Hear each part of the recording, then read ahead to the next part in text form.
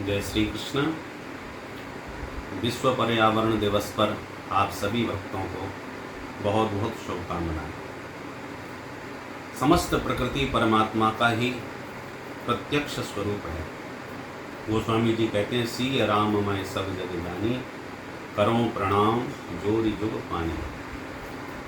प्रकृति हमें जीवन प्रदान करती है और प्रकृति को विशुद्ध बनाए रखना हम समस्त देहधारियों का प्रमुख कर्तव्य है। हमारे ऋषि मुनियों ने इसलिए प्रकृति की पूजा का विधान बनाया।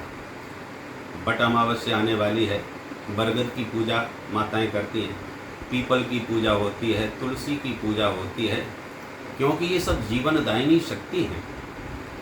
हमारे यहाँ प्रतिदिन घर घर में अग्निहोत्र हुआ करता था ताकि प्रकृति का वातावरण शुद्ध और पवित्र बना रहे।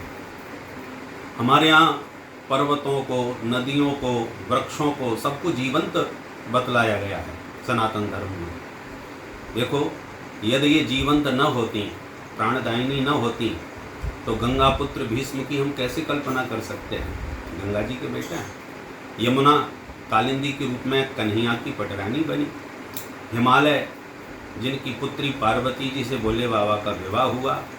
सागर जो स्वयं राम जी के कुपित होने पर हाथ जोड़ करके रत्न ले लेकर के प्रार्थना करता हुआ प्रकट होता है।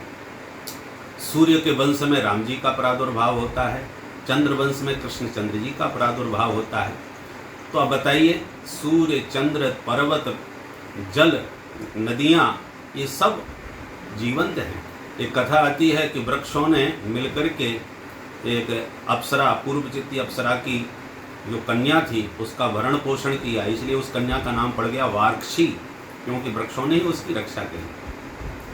तो ये सारे प्रकृति के जितने भी अंग हैं, स्वरूप हैं, ये पंच महाभूत जो हैं, पृथ्वी, जल, तेज, वायु, आकाश, यदि हमने इनको विकृत किया और प्रदूषित किया तो ये निश्चित रूप से हमारे लिए जीवन हरण करने वाले बनते हैं।